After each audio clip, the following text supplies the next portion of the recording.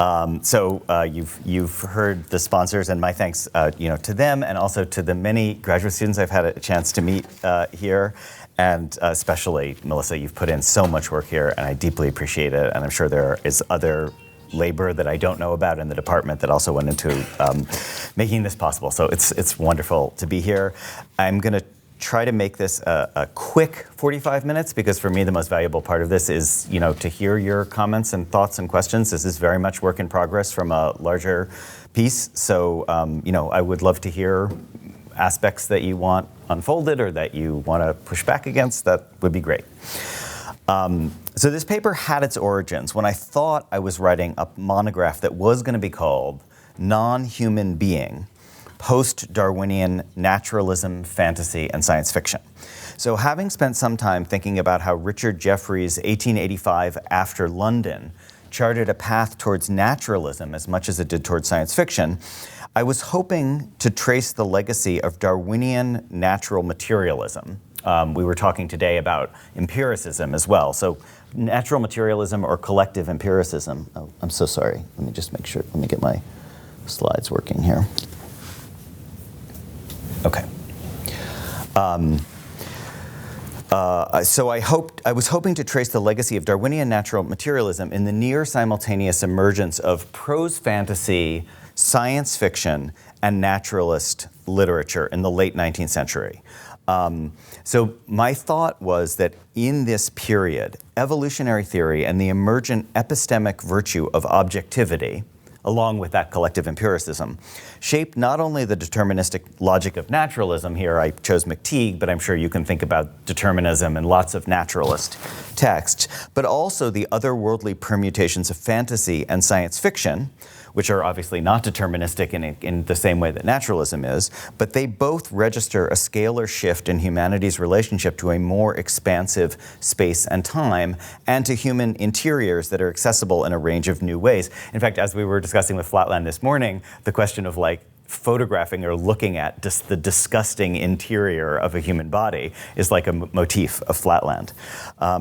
So I wanted to make this case that all three genres explore the non-human within human existence, making them bellwethers of a changing human relation to the object as well as the animal world. And so that is one justification for my title, We Have Always Been Posthuman, even though I'm not actually going to talk a lot about posthumanism in this talk, just as spoiler alert. I thought that was a reasonable case to make because taken together, recent accounts of the rise of fantasy as a modern prose genre, I think Jamie Williamson's book on this is wonderful, the early days of science fiction, and here I'm thinking of Jameson and Wittenberg and Roger Luckhurst, and of naturalism's revolt from idealism, and here I'm thinking about Toro Moy's wonderful book about Ibsen, all paint a picture of those three genres grappling with the resistance of a non-human universe to prior anthropocentric mandates and ontological presumptions. So studying the rise of science fiction, naturalism, and fantasy together, as I saw it, offered a new way to explore the post-Darwinian notion of enhanced non-human agency and diminishment of human autonomy in that period. So the human autonomy question is sort of a political question. So my funny thing happened on the way to Arizona story, though, involves getting largely hijacked by the 20th century.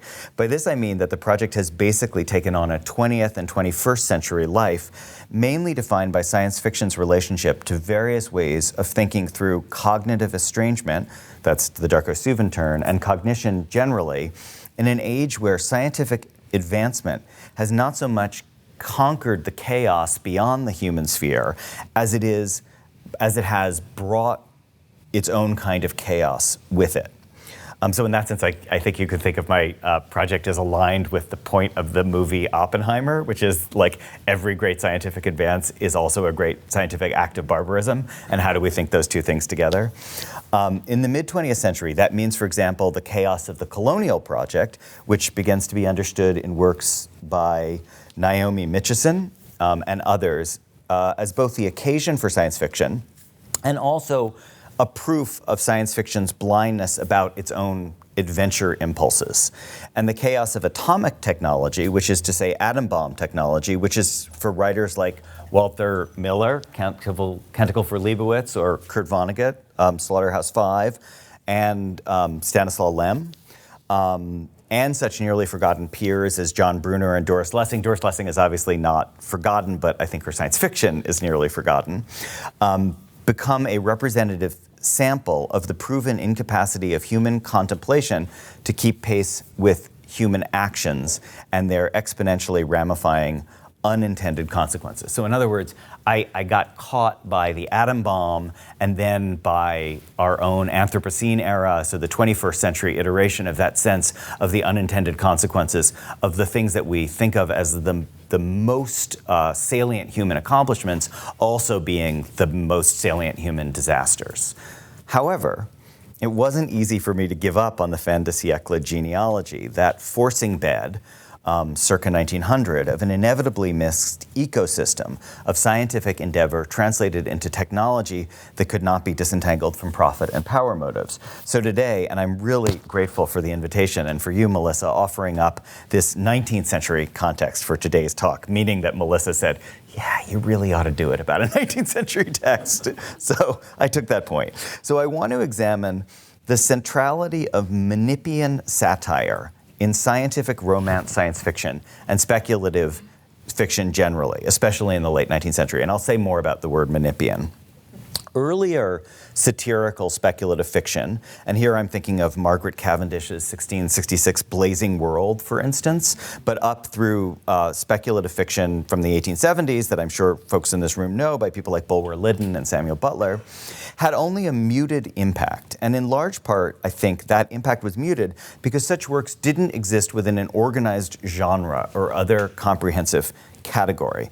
But by the 1880s, and here I'm drawing on work of historians of science like Daston and Gallison, as well as literary scholars analyzing the changed cultural habitus of the era, including the rise of the short story publishing regime that we were talking about at lunch, is a crucial inflection point, a moment when scientists have come to seem the potential new ruling elite of the world to come. So Flatland, the text we're going to talk about today, is not explicitly about science, but I'm kind of situating it in this era when people start writing scientific romance. A line from H.G. Wells's 1904 Food of the Gods and How It Came to Earth, I think might stand as a useful metonym for the ethos of this episteme and the new aesthetic challenges and affordances it provides. One does not know which is the most amazing, the greatness or the littleness of these scientific and philosophical men. So the amazingness of their greatness and their littleness, that's the sort of doubleness there. Okay, so quick literary historical note about my use of the phrase Menippean satire. Generally speaking, arguing about the nature of satire is very tricky, and it generally sends scholars careening down one of two very different roads. Road number one can read satire as innately conservative, a smug sense of things as they ought to be, as if the satirist had secured a pusto from which to drop rocks on people below. So this account looks to Fielding's notion that ridicule, which is by this reading satire's sibling, is warranted when deployed against affectation, striving to appear what one is not. Ridicule thus lends itself to punctilious boundary caping and may relate to Pope's linking satire to, quote, the strong antipathy of good to bad. So that's a sort of reactionary account of satire. Then there's a second road. As far back as 1657, Joshua Poole called satire girding, biting, snarling, scourging, jerking, lashing, smarting sharp. And in our own century, or nearly our own century back, Northrop Frye boiled down its operations to a wonderful operative phrase. He said it was militant irony. Similarly, Dustin Griffin calls satire, quote, problematic, open-ended, essayistic, ambiguous in its relationship to history, resistant to formal closure, which to me recalls what Nathaniel West wrote, actually to Edmund Wilson, I was amazed to discover, about his own work. There's nothing to root for in my work, and what is worse, there are no rooters. It's within such a debunking, but also ground-clearing lineage of Menippean satire that the text I'm discussing today, and many other science fiction works before and after, belong. So scholars may debate whether that lineage can really be traced back 2 millennia to Lucian of Samasota's true story. And here I get to my Ian Fletcher story, which I do have one. This book incidentally has an 1890s, that book, Lucian of Samosata's True Story, has an 1890s connection, but it also has a Fletcher Memorial Lecture connection, and that is that I was delighted to acknowledge that I know that Professor Fletcher's Twain biography of Aubrey Beardsley as satirist, and I just excerpted an admiring review of that by Ashley Brown. So, and it was Beardsley, in fact, who did these memorable illustrations, this I'll show you a couple more in a minute, from Lucian of Samosata's True Story. For those of you who don't know it, it's your totally typical 2,000-year-old story of trips to the moon by flying spider and buffoonish fights between Homer and his characters. So it is a true, fantastic, speculative farrago. It's an amazing story. But whether or not we credit Lucian or not as an antecedent for this, there's no question that by Gulliver's Travels, Menippean satire had become central to what is called, who called that? Sorry, Dustin Griffin calls it tradition of fantastic narrative. So works in this tradition, so this is the Menippean satirical tradition, skewer mistaken ideas rather than misguided actions or malevolent characters. As Northrop Frye puts it, the novelist sees folly and evil as social diseases, but the Menippean satirist sees them as diseases of the intellect. So it's a recursive formulation. Menippean satire is not against the things that human beings do, it's against our entire mindset, the way we understand what we're doing. Our comprehension of our world is wrong. In Derek Mouse's useful formulation, it directs its satirical attacks specifically at the ideas of other philosophers rather than at instances of typical human folly or the moral failings of particular individuals. Okay, so Margaret Atwood has a fascinating description of her own work, especially Oryx and Crake, her satirical account of bioengineering run amok. She places it in a tradition that she calls, quote, a combination anti-gravity ray, I think I have this, yes, combination anti-gravity ray and marshmallow toaster. Meaning an adventure romance coupled with a Menippean satire, the literary form that deals in intellectual obsessions. I think that's lovely. That's in a PMLA article by Margaret Atwood, actually. It's really interesting when your worlds of science fiction and science fiction studies cross over. And part of the case I want to make is that if we really want to discover science fiction studies, we ought to look at science fiction authors for it because they're doing some of the best studying of what it is that they're doing. But I want to make the case, and this is really the core of the larger project, so this is what I've been building up to here in the introduction, that there's a crucial detail missing in Atwood's account. Science fiction is a crucial part of the Menippean tradition because adventure romance precisely fuels its satire. In other words, the Menippean satire of science fiction is not welded on to adventure romance. The adventure romance is what constitutes the satire. The genre's secret ingredient is what Aristotle long ago damned with faint praise as the opsis, the spectacle. That is, the madcap adventures and interstellar blast-offs that win campy kudos as Buck Rogers or get slapped down by scholars as, I like this phrase, Star Trek.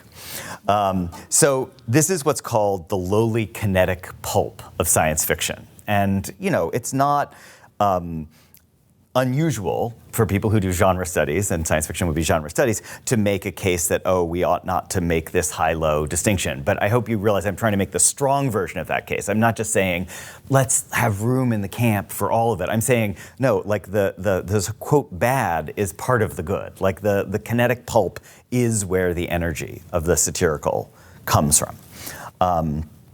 It's precisely what produces the cognitive estrangement that Darko Suvin influentially named as the great product of the genre's operations.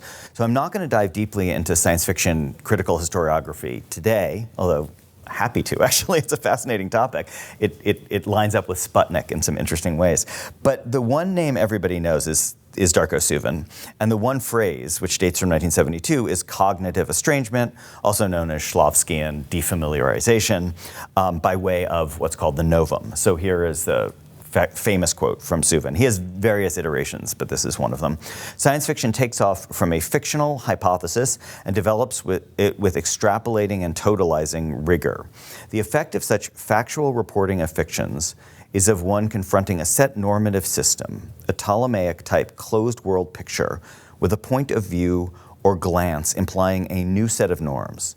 In literary theory, this is known as the attitude of estrangement. And by calling it cognitive, he means basically to disparage fantasy, because fantasy is not cognitive. It's just emotive or somatic, something like that.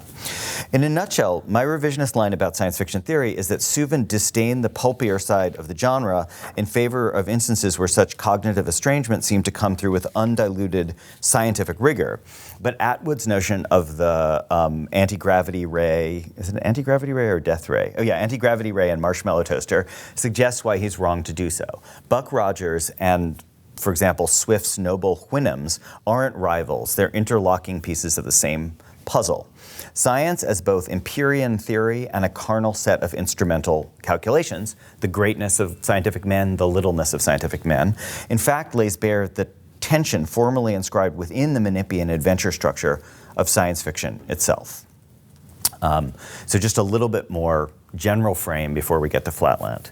The redoubled impact of satire I am proposing is that the force it has to destabilize not just one's enemies' preoccupations, but even one's own. So the old chestnut, their ideology, your belief, my truth, I think is imperiled by the power of Menippean satire that looks inward as much as it does outward. And we might think here of actually, I think, a very unjustly neglected argument also from 1972, Robert Scholes' argument in The Roots of Science Fiction, that science and religion are aligned in offering an account of the world beyond the empirically discernible.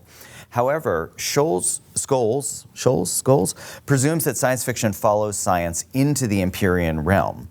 By the contrast, my account stresses, like Brian Stableford's account of the anti-science fiction in his article, Science Fiction Before the Genre, a satirical element in the genre that always casts a cold eye on such cloud castle building. So it's significant, I think, the genre is called not technology fiction, but science fiction. Like the focus is on the forms of knowledge, not on the particular objects that are brought into being by that form. So Stableford's point is that the real core of science fiction is not delight in the gee whiz capacity of technology, but a studied, skeptical interrogation of what happens when new knowledge or new power comes into the human ken. So the prevalence of that skepticism in late Victorian scientific romances, broadly construed, constitutes a vital part of the late Victorian legacy, not just within science fiction, but also a greater skeptical tradition, which is also present, and this is the final point I'm going to make at the end of this talk, within science itself. So science fiction, with the Menippean doubleness that Atwood praises, is not simply a way that science gets popularized and disseminated among scientists. It's in fact a part of a reflexive tradition, a vernacular history or philosophy of science. So in other words, science fiction isn't just a recursive criticism of science fiction. Science fiction is also a criticism of science as practiced. Okay, and so I circle back to the text that you have no doubt been waiting for. I want to talk about today as exemplifying the forces of both scientific satire and anti-scientific satire, Flatland. My point, and this goes back to my argument for looking at fantasy, naturalism, and emergent science fiction together in the last 2 decades of the 19th century, is that we should discern, even in an era of seeming scientific triumphalism, the radical reordering of cosmological verities. And I should say here, I am really not a math theorist or a historian of math, so I am very indebted to the work of wonderful scholars like Andrea Henderson and Deanna Kreisel, who have sort of brought that math story to bear. I feel like I know the history of science story. I don't know the history of math story, but I am relying on other people's accounts of that. So the last 2 decades of the 19th century brought Wells's notion of time as a fourth dimension, but also, thanks to Charles Hinton and other mathematicians of the 1880s, the notion of the tesseract, know that term for many reasons, and other spatial extensions beyond 3 spatial dimensions.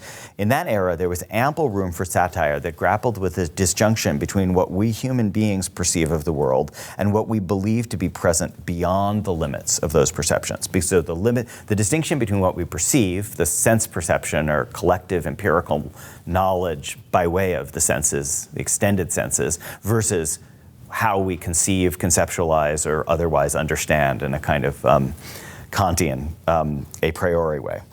So I hope you'll forgive the briefest of world-building setups. So Flatland, the space, is a two-dimensional world, a society that has evolved in which the male of the species begins as a highly isosceles triangle, then generation by generation heads towards equilateral, followed then by becoming a square, and then in each successive generation, and here I would point out that the hero here is a square, but you can see that his children are pentagons because they've moved up a level. And then in each successive generation adds another side, yearningly evolving towards a never-to-be-obtained pure rotundity. Meanwhile, women in the society are lines, and therein lies their weakness, but also their strength, their hideous strength, I suppose C.S. Lewis would say, since the rounder the men get, the more dangerous grows the sharp end of the female. Okay, there's so much to be said about the satirical nature of that gender. I'm just going to ask you to trust me. We sort of talked about this today, that it is, in fact, satirical rather than Abbott saying, this is how I think women are, women are from sword and men are from round. I don't know. But yeah, it's not that. It is a satire about how gender relations are construed. So Charles Hinton, who was an envious contemporary of Abbott, and his 1885 response, which is called A Plain World, rightly says that Abbott has used flat or plainer living as, quote, a setting where to place his satire. So in other words, he calls it a romance, and Hinton says it's not a romance, it's a satire. Yet those who know Flatland well, and its ramified, and I'm going to talk about its afterlife a little bit later, will recognize that Hinton's tag glosses over a genuine and genuinely mathematical adventure that gives the book its plot. So if you want to know why mathematicians like Hinton, who specialized in dimensions beyond 3, would be fixated on worlds with dimensions fewer than 3, so not only do we have Flatland, but we also have Lineland and Pointland. They also appear in this book. So Lineland has 2 dimensions, has 1 dimension, Pointland has 0 dimensions, nominally 0 dimensions. I think you're asking the right question. Why would people interested in going up from 3 be interested in a story that goes down from 3? Yeah, why? Why? And why indeed? In other words, Flatland's generic self-classification as a multi-dimensional romance is precisely as satirical as its send-up of normative gender shapes. That is, women imagined as the ultimate skinny rapier and men as ballooning into aspiring to Queen Victoria's rotundity. That is a satire. So Andrea Henderson argues makes the point. She puts it this way: Part 1 of the novel is a satire of Victorian misogyny and class bigotry. But more than this, Part 1 is a rumination on the social significance of the belief in representational transparency. Flatlanders are dogmatic to the point of violence about the inevitability of their interpretation of shape. So in other words, the satire is revealed as a Menippean satire because it applies both to ancient systems of deceptively self-evident social signification, like the idea that we all socially recognize class when we see it, recognize gender when we see it, is here turned into lines and triangles and squares. And so it is applied to that. So the satire is about the delusion associated with that kind of classification, but it is also applied to the most cutting-edge mathematical efforts at semiosis. So in that, Henderson makes the case, and here's where I rely on historians of mathematicians, that this is a moment in which mathematicians are thinking about the newly evident failure of Euclidean geometry as a description of the world and as a self-consistent system. So in other words, it is absolutely satirizing archaic systems of belief that have a long human genealogy, but it's also satirizing current modes of knowledge, current mathematical ways for conceptualizing the world as a set of shapes. So early on, our narrator, A Square, merely dreams of how different things might be. For example, in My View of Lineland, A Square speculates on what life might be if all beings were one-dimensional. And I'm going to make a pedantic distinction here. This is my final bit of world building, that in the preface to the second edition, A Square adds that his point is that he wants to show what life would be like if beings were only capable of perceiving themselves in one dimension. And that's a distinction that contains a real difference. So if 4 or 5 or 6 spatial dimensions exist, we all do presumably have extension in those dimensions. We just don't perceive them. So the distinction The point being that people living in Flatland do have a third dimension, but there's no way to measure that third dimension. They aren't aware of it.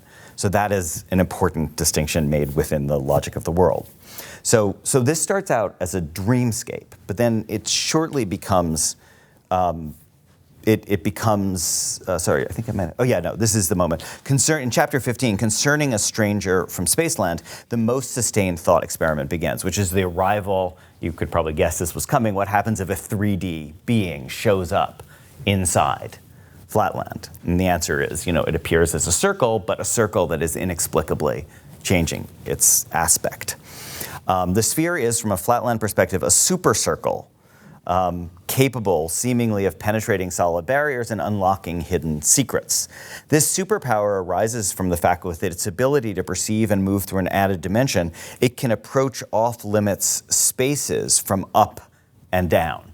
And these are words that Sphere explains to our protagonist, A square, as having a meaning that is both like and unlike north and south. And if that feels like a terribly inadequate description of up and down, is imagine explaining what fourth dimension up and down was to us in the third dimension. So there's a sort of struggle to explain. It may seem at this juncture that I'm arguing that Hinton is wrong to call Abbott's thought experiment a satire at all.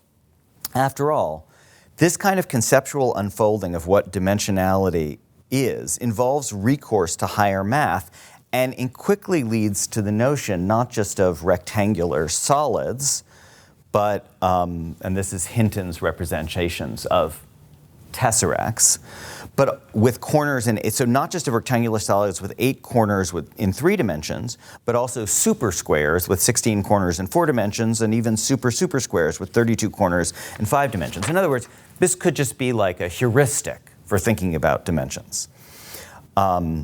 The satire of making men many-sided while women are doomed to remain one-dimensional and dangerously pointed is manifest. But what is the satire of a tesseract? Well, it turns out, I think that satire is also everywhere. I think if time permitted, we could look at the political plot of Flatland, which has the imprisonment and subsequent martyrdom of A Square's brother, who's bold enough to bear witness to extra-dimensional beings, or more significantly, the disbelief and scorn from the sphere, secure in its own third dimensionality, when A Square comes up with the idea of a fourth and a fifth dimension. So I'm not going to read this whole thing, but the square keeps asking the sphere, yeah, okay, I get it, you're 3-dimensional, but what does a 4-dimensional being look at? And the sphere is furious. Like, the sphere says, what are you talking about? I'm not going to show you my intestines. I'm not going to show you the 4th dimension. It can't be. So in other words, there's a kind of impasse there around conceiving of extra dimensions versus merely empirically perceiving them. And I think that is the Menippean, or the marshmallow toaster side of this speculative satire. And I think the satire also comes into view in a very pure form when readers follow A Square in his final voyage with the sphere. Leaving Flatland, they pass one-dimensional line land, and they pay a visit to Point Land, the abyss of no dimensions. So here are a few salient examples from that trip. So the sphere tells you what the point is, and the point, hearing the sphere talk, thinks that he has dreamed up the voices himself. So he is convinced that there is nothing beyond his own zero-dimensionness.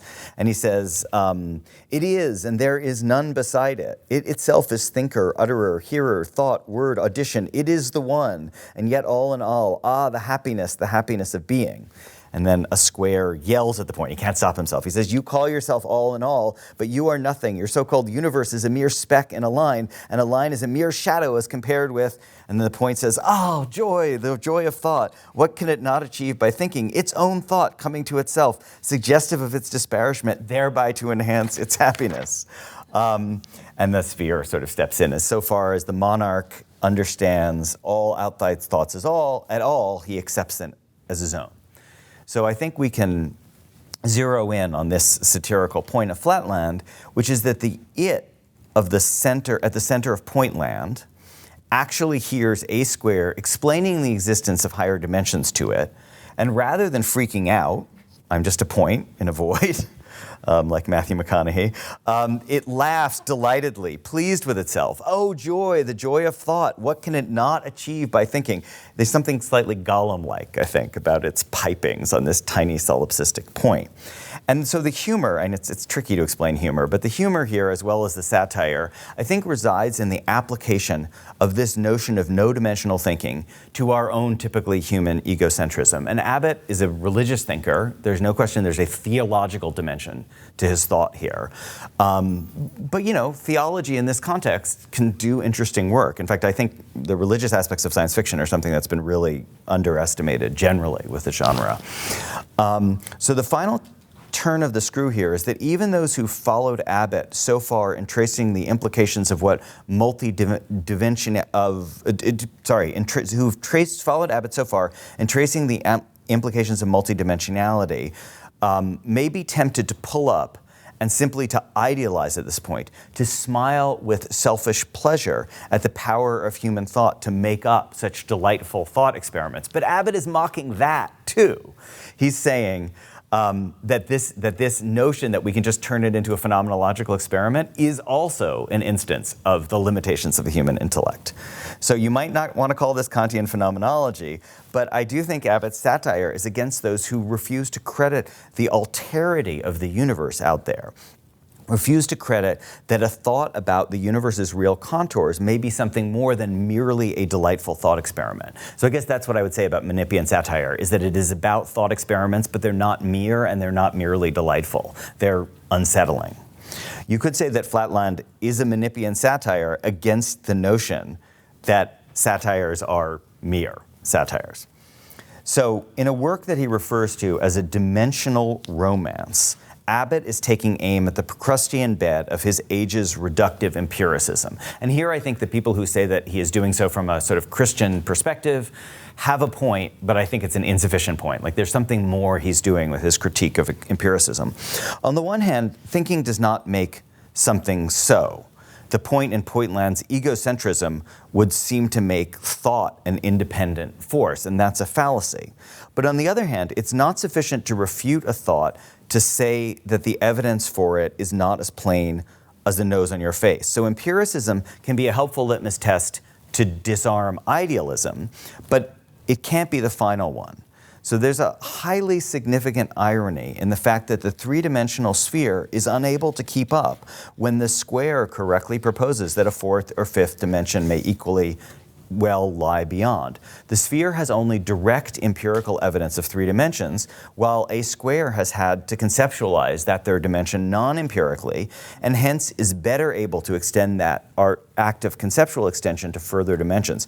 In fact, you might say the failure to perceive the third dimension empirically is precisely what enables a square, having conceptualized it imaginatively, to go on to conceptualize hyperdimensional possibilities beyond it. I actually think, though I don't feel grounded enough to make this argument fully, I think there may be a disability studies twist to this argument, which is something like that a square has a kind of blind sight when it comes to third or fourth or fifth dimensional space, which three-dimensional beings, which are sort of blessed with the sight in three dimensions, actually lack. So that in an absence, the deficit is actually opening up a different dimension.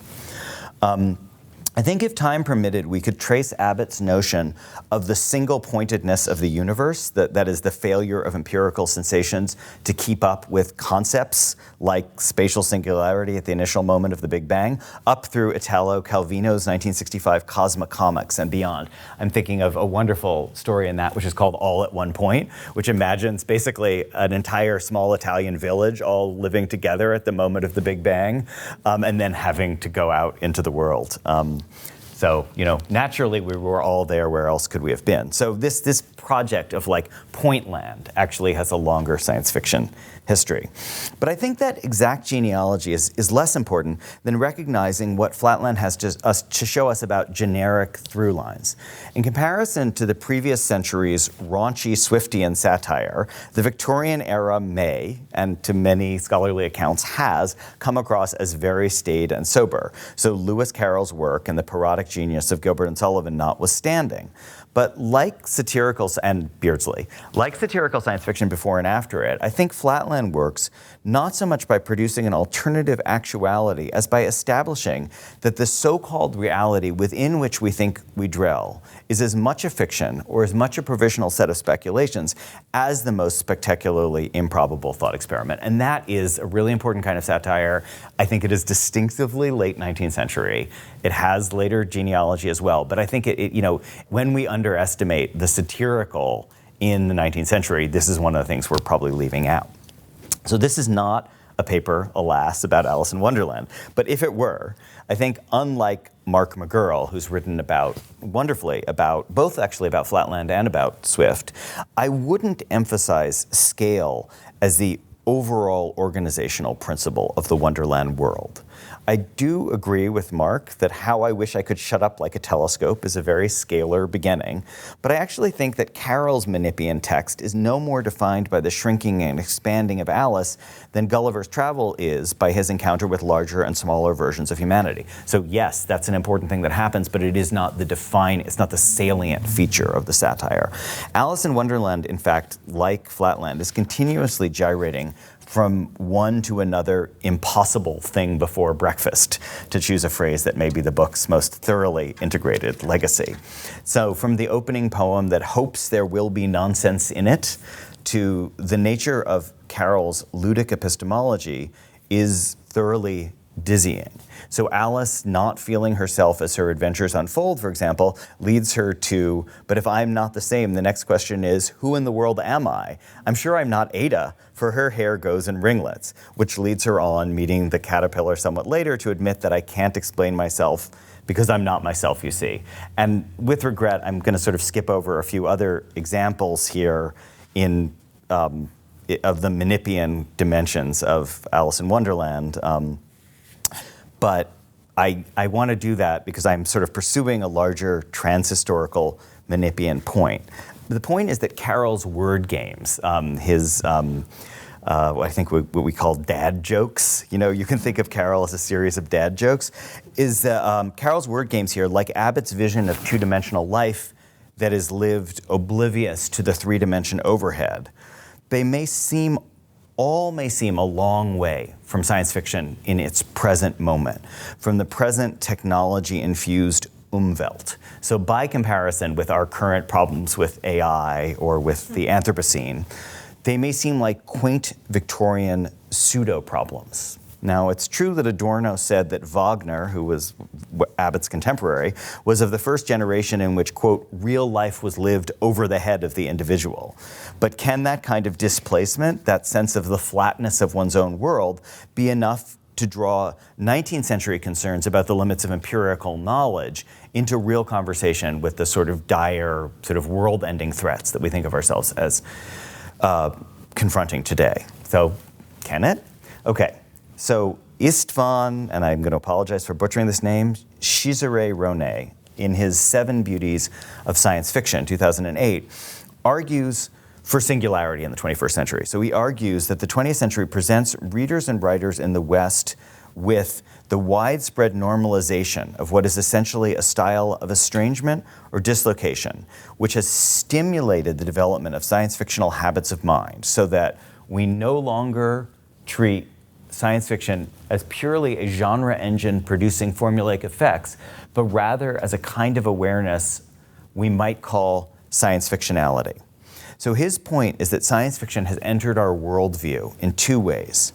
First, what it means to live in the Anthropocene, a time when our wilderness has been replaced by waste and when human technological activity has supplanted a nature-first reality of previous eras.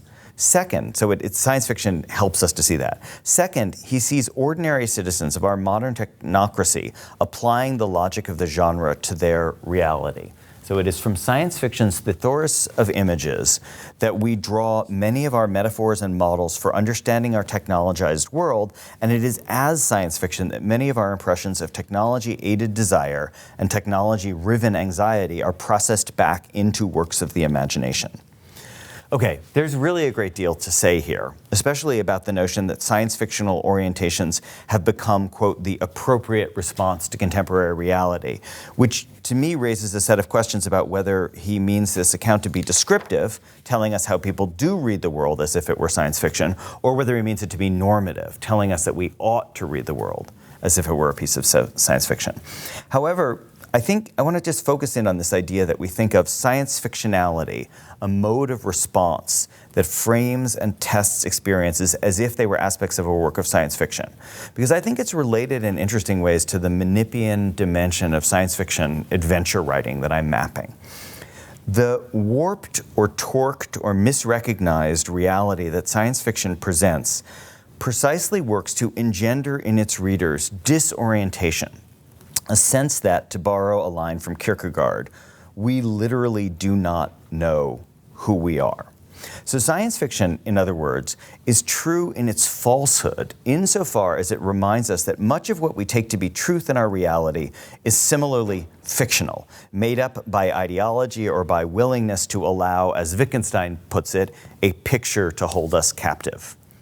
And that may be a scientific picture.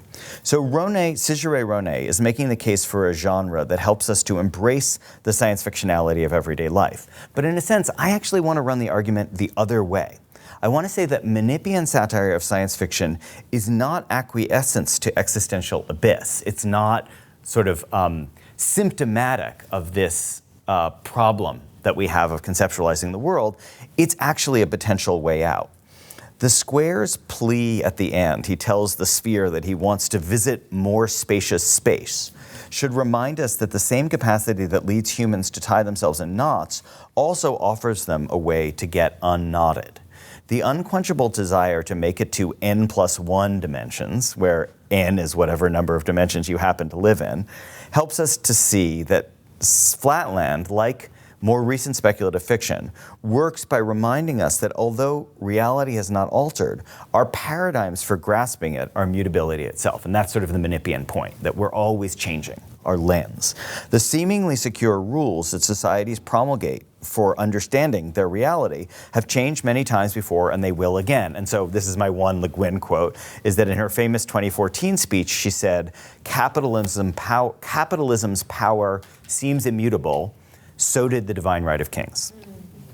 I have in mind here not just the continual gyration into new orders of reality and cosmic extravaganzas like the three-body problem, but also of a series of films, Her, Arrival, even Interstellar, which has a clear lineage of quasi-magical multidimensionality traceable back via Madeleine L'Engle back to Flatland.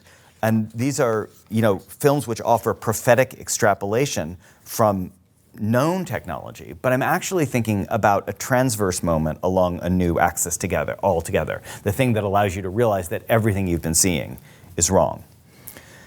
So I think in that spirit, there's a direction that we might take Flatland's critique of the empirical, which sends us not forwards towards the 21st century, but backwards towards familiar 18th century debates between the spiritual and the material realm.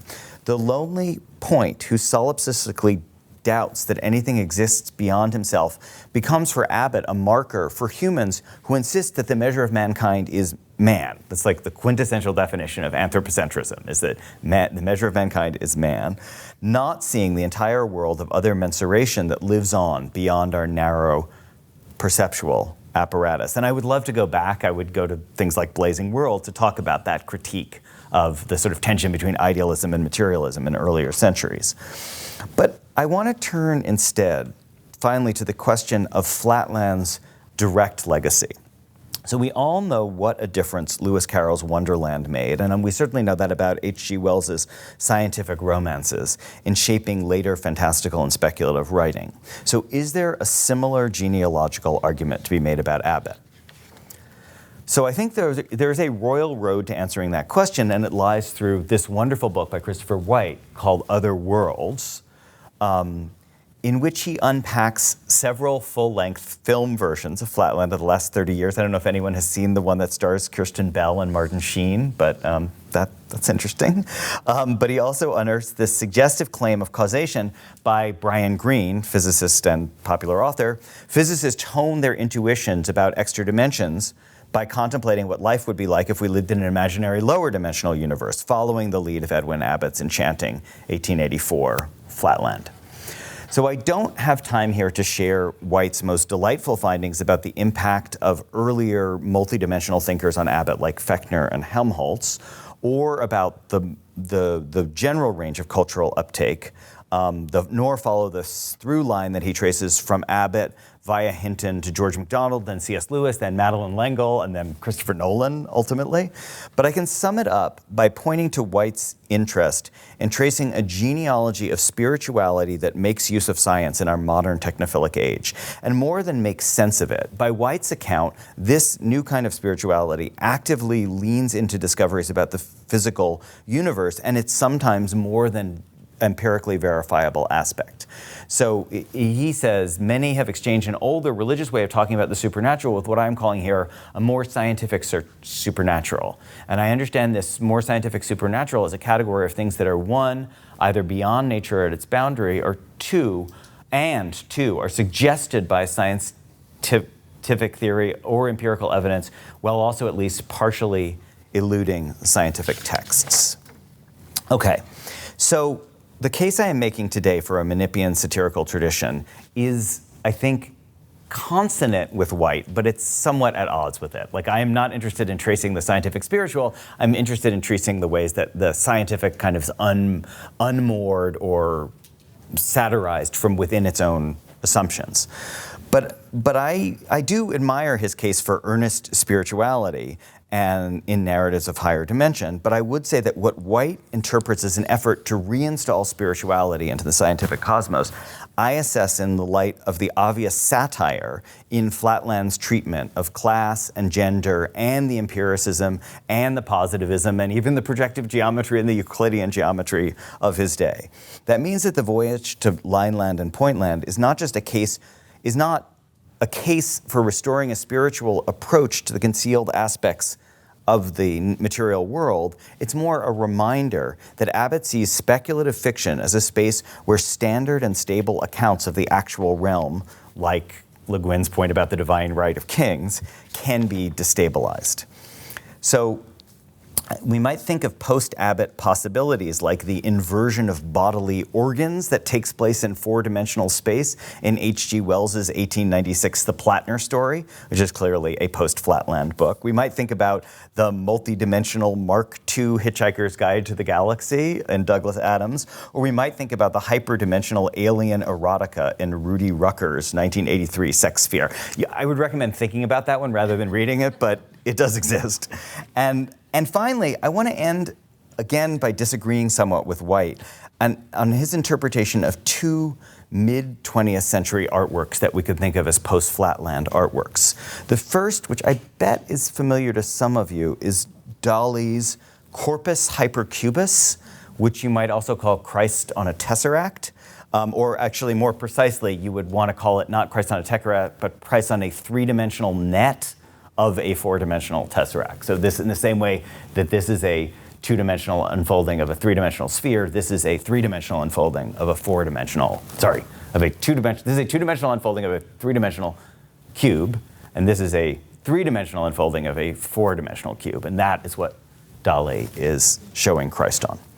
So White argues that the images of Dali's own mother in the corner of the painting show his commitment to a higher spiritual plane on which the human or divine Christ is to be found. I think that's fair, but I also think we can't avoid a kind of black velvet Elvis campiness to this painting. The sense that this is Dali's effort to go the standard Jesus image, one better.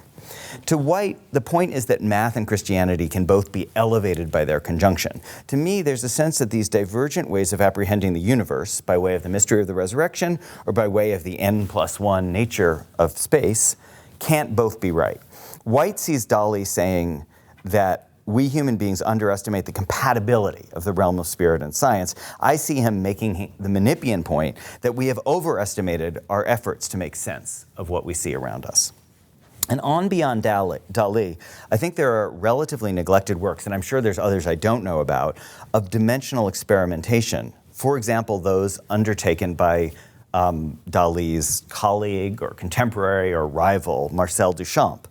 It's not that just that Duchamp experiments with what the Duchamp scholar Jean Clair has called mirror image genitalia, and I'm not going to show you those, but he also produces what is generally parsed, and I will show you this with a bit of a trigger warning, produces what's generally parsed as a phallic sculpture, which is called the object d'art, which you might translate as the art object or the dart object. So it's, it's a pun, a multilingual pun on art object. So the commonly accepted hypermale reading of the object turns out to be wrong in a number of ways. So first, this bronze is actually cast from the negative space under the breasts of the figure of the bride in Duchamp's sculpture, The Bride Stripped Bare by Her Suitors. But more significantly, according to Jean Clair, Duchamp wants the viewers to understand dart object as representing the two human sex organs as dimensionally rotated versions of one another. And I'm going to quote Jean Clair, "Penis and a vagina are a single organ, one and the same, and otherworldly organ." The point, you might say, is that Duchamp wants viewers to understand the human body itself as a three-dimensional net of our imperceptible, but not inconceivable, four-dimensional being. One proof of which is the way that the penis and vagina exist as three-dimensional mirror images of one another. Now, I realize this may be a hard interpretation to accept, although given that we're talking about an artist who turned a urinal upside down on the wall and called it fountain, and thereby transformed the meaning of an art object, it seems likelier to me than aligning him with the scientific spirituality that White traces. But with or without the addition of Duchamp to the genealogy, I do think there's a story to be told about the way Flatland models an aesthetic transvaluation of values for the coming age of science fiction. And here I'm just moving to a conclusion. My proposal then is that unpacking the largest implications of a Menippean tradition involves looking for the recursive insight of science fiction makers themselves, many of whom seem to know very well what it is they do. Science fiction studies has overemphasized earnest writers like Olaf Stapleton and, all due respect, Kim Stanley Robinson, and failed to notice the importance of the humor, satire, and parody in writers from Cavendish and Swift up through Abbott and beyond. If you could imagine writing about Jane Austen or Mark Twain or Ralph Ellison without noting their parodic or burlesque impulses, their caustic, satirical intent. Yet that's what's happening. We have a kind of satire blindness which risks missing the distinctive pertinence of science fiction in the present moment. Bumptious Menippean satire is actually science fiction's indispensable stock and trade. So both in its earliest iterations and today, my final point then is that we ought to be treating science fiction itself as a school of criticism, a vernacular department of history of science, which is more or less the role that Hannah Arendt actually assigned it in The Human Condition, published in the year of Sputnik. In other words, what's missing from the present Suvend-soaked consensus is the sort of scholarly approach that's actually embedded in science fiction itself. The real question is whether the genre can shed a light on what Atwood calls intellectual obsessions, but which we might more charitably call the guiding preoccupations of a given era's science and technologies. The pictures that hold 21st century digital citizens captive are certainly sometimes still religious, sometimes biologically deterministic, but increasingly what Cesare Ronay calls the science fictionality of everyday life, digitally and socially mediated life, means that we are constantly tempted to leap at science fictional solutions. For example, the attribution of meaning to generative AI utterances, or the impulse to attribute sentience to what we know are engineered algorithms. So laughing at that impulse is a form of criticism we sorely lack and need. Coming back to my point that I'm in a way arguing the exact inverse of Cesare Ronay, I think we should be open to the possibility that the best escape from the sensation of life's science fictionality may in fact be the satirical force of science fiction itself. Thank you. Thank you.